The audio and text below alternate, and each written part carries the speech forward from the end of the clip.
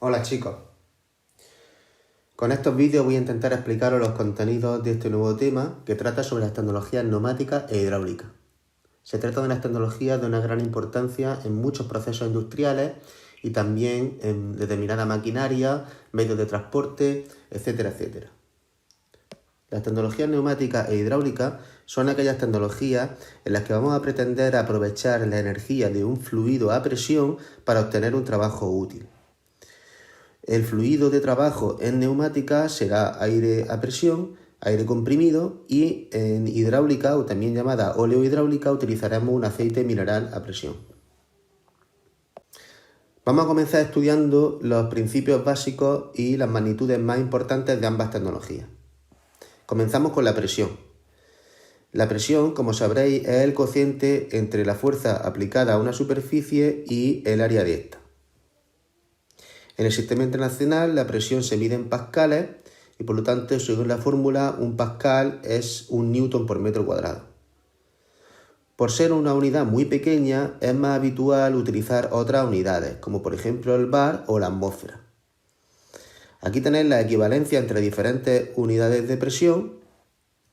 Tened en cuenta que un kilopondio equivale a 9,81 newton. Y bueno, a efectos de cálculo podemos aproximar la equivalencia a estas que tenéis aquí. Bien, por otro lado, a la hora de expresar la presión de un gas o de un líquido se distinguen tres tipos de presión. La presión que mide un manómetro en un sistema neumático o hidráulico es la presión manométrica o también llamada relativa o de trabajo.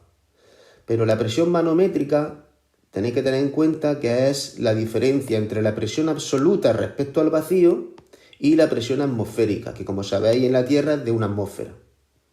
O sea que si queréis saber la presión absoluta en un punto de un circuito, pues será la suma de la presión manométrica o relativa y la presión atmosférica. Antes de continuar, quiero aclararos que se entiende por fluido un gas o un líquido.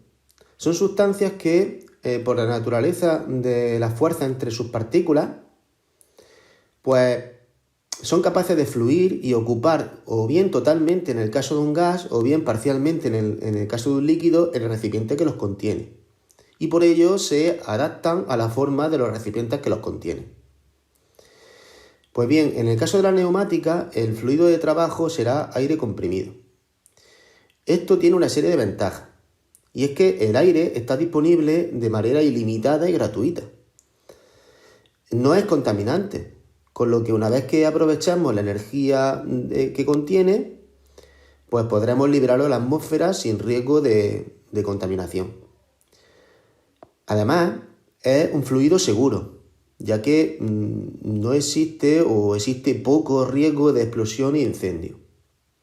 Y permite unas altas velocidades de trabajo y por tanto una fácil regulación de la velocidad y la fuerza. Por ser un gas, el aire tiene una alta compresibilidad, es decir, que se podrá aumentar a presiones considerables, y tiene una baja viscosidad, lo que quiere decir que tendremos pocas pérdidas de presión o de energía a medida que el aire se va transportando por los conductos.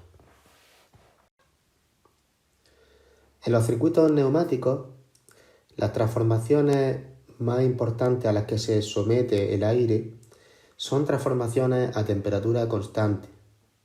Son procesos isotérmicos. Pues bien, en transformaciones a temperatura constante se cumple la llamada ley de Boyle-Mariotte, que nos dice que si el aire pasa de un estado inicial 1 a un estado final 2, pues se cumple que la presión del aire en el estado inicial por el volumen en el estado inicial es igual a la presión en el estado final por el volumen en el estado final. Por tanto, repito, si esa transformación se realiza a temperatura constante, pues cuando aumentamos la presión del gas encerrado, para que se mantenga esta igualdad, tendrá que reducirse el volumen que ocupe el gas. ¿Vale? Bueno, pues esta será la transformación más habitual. Y a la inversa también se cumple, es decir, que si reducimos la presión a la que se somete el gas, pues aumentará el volumen que ocupa dicho gas. Por su parte, en hidráulica el fluido de trabajo que utilizaremos es un aceite mineral, y de ahí que a los circuitos hidráulicos también se les llame óleo hidráulico. La grandes diferencia entre trabajar con aire a trabajar con líquidos es que los líquidos son prácticamente incompresibles, no se pueden comprimir, y que poseen una mayor viscosidad, por lo que en los circuitos hidráulicos habrá que tener en cuenta las pérdidas de carga o de presión que va a tener el aceite a medida que se transporta por los conductos del circuito.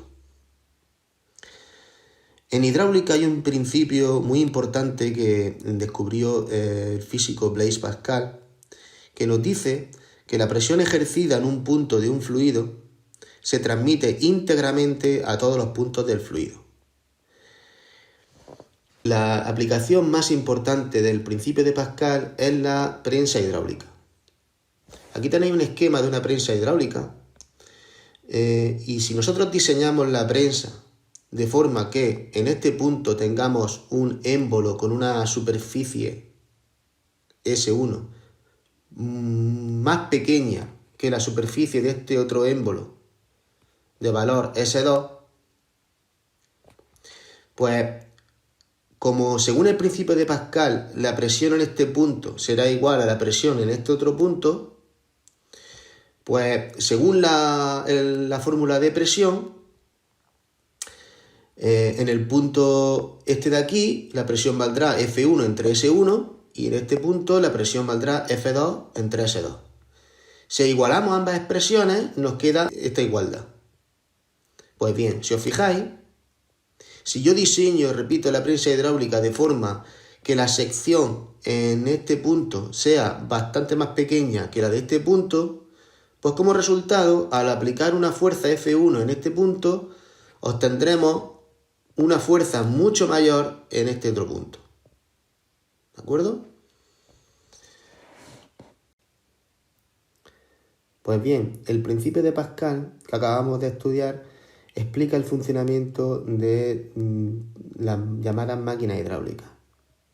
La prensa hidráulica, el gato, el freno hidráulico, los dispositivos hidráulicos del ascensor y la grúa, todo ello explica su funcionamiento en el principio de Pascal. Bien, pasamos a estudiar la siguiente magnitud, que es el caudal. El caudal de un fluido gaseoso o líquido es el cociente entre el volumen y por unidad de tiempo. Por otro lado, el volumen de un fluido en un conducto es igual a la sección por su longitud. Y la velocidad, pues como sabéis, es el cociente de la longitud por unidad de tiempo. Pues bien, si combinamos estas tres expresiones, llegamos a esta otra que nos dice que el caudal de un fluido también se puede calcular multiplicando la sección del conducto por la velocidad del fluido. Fijaros que lo que hemos hecho es que en el numerador hemos sustituido el volumen por el producto de sección por longitud. Y por otro lado, la longitud entre el tiempo, pues podemos decir que es la velocidad. Bien, pues la ley de la continuidad lo que nos dice es que entre dos puntos cualesquiera de un conducto, pues siempre que no haya pérdida, lógicamente, el caudal del fluido en el punto 1 será igual al caudal en el punto 2. ¿Vale? Bien, como consecuencia de esto, si el caudal en el punto 1 será igual a la sección por la velocidad en el punto 1, el caudal en el punto 2 será la sección por la velocidad en el punto 2. Es decir, que si se produce un estrechamiento, como aquí tenéis dibujado, pues fijaros que para que se cumpla esta igualdad, como la sección en el punto 2 es más pequeña que la sección en el punto 1, pues la velocidad en el punto 2 tendrá que ser mayor que la velocidad en el punto 1. ¿Vale? Es decir, que cuando hay un estrechamiento, la velocidad del fluido aumenta y cuando hay un ensanchamiento, la velocidad disminuye. La última magnitud que vamos a estudiar es el trabajo. El trabajo es el producto entre la fuerza aplicada sobre una superficie y el desplazamiento que en ésta provoca. Pues bien, de la definición de presión, pues podemos despejar la fuerza como el producto de la presión por la superficie. Pues fijaros que si yo en esta fórmula, en lugar de la fuerza, pongo presión por superficie, aquí en azul os lo he puesto, ¿vale? En lugar de fuerza pongo presión por superficie y dejo el desplazamiento. Y por otro lado, teniendo en cuenta que la variación de volumen es igual a la superficie por el desplazamiento, pues llego a esta otra expresión del trabajo, que nos dice que el trabajo es el producto de la presión por, en lugar de S por D, pongo variación de volumen. Presión por variación de volumen. Por tanto, para que en un circuito neumático o hidráulico obtengamos un trabajo útil, será necesario obtener un desplazamiento o bien una variación de volumen. Y si ese desplazamiento o variación de volumen son nulos, pues entonces no obtendremos trabajo útil. La unidad en el Sistema Internacional del Trabajo es el julio, igual que la unidad de la energía. Al fin y al cabo, trabajo y energía pues son magnitudes semejantes.